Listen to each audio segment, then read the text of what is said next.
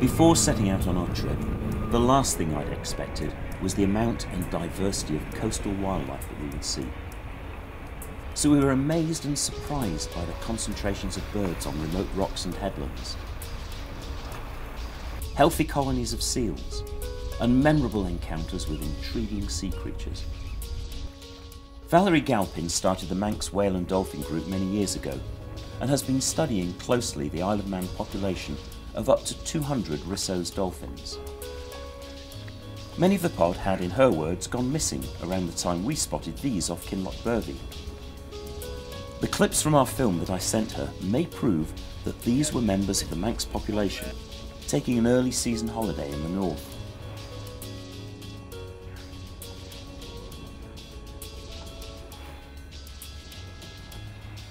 The Rissos were one of 3 different species of dolphins that we saw on our trip.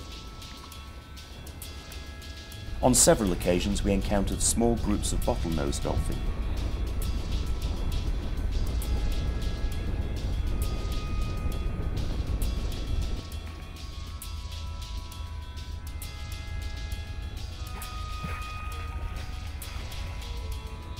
And occasionally we came across large pods of common dolphins.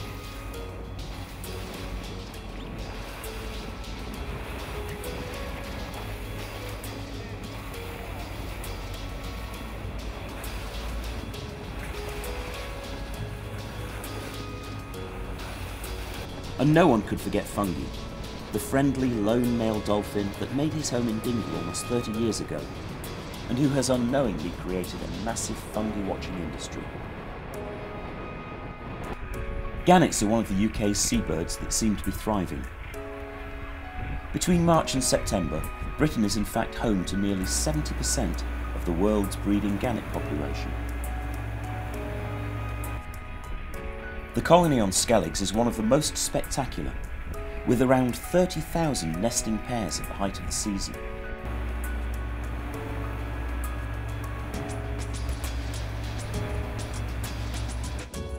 As an underwater filmmaker, I regretted not having time to stop and dive in some of the unique locations that we passed through. I'd recommend anyone to at least put on a snorkel and check the amazing underwater life around our coasts.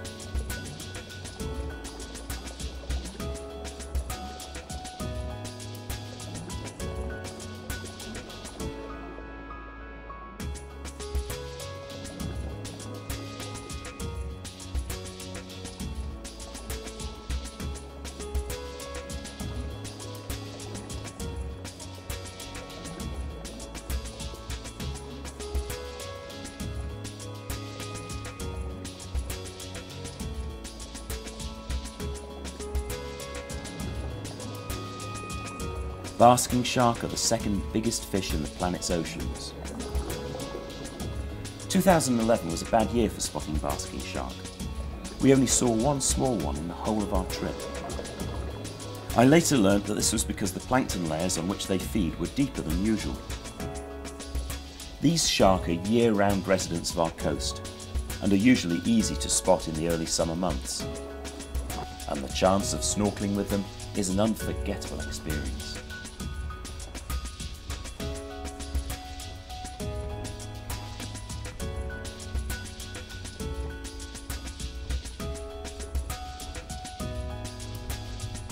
It's also surprising how often you come across whales when at sea. This was a giant fin whale that we spotted in Falmouth Bay later in the season.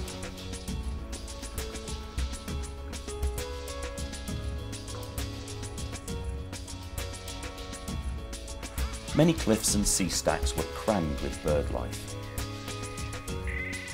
But the Farne Islands were for me a highlight of the trip, not only because of the massive concentrations of birds, but also because of how close you could get to them.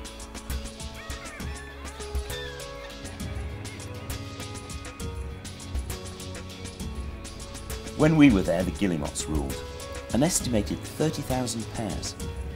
But had we come later in the summer, their numbers would have been eclipsed by tens of thousands of nesting puffins.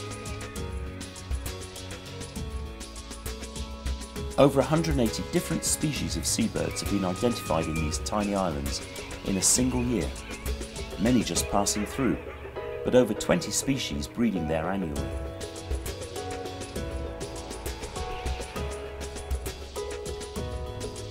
A low point of our trip was our collision with the sunfish. These bizarre-shaped fish are not uncommon around our coast and can grow to around 2 meters across.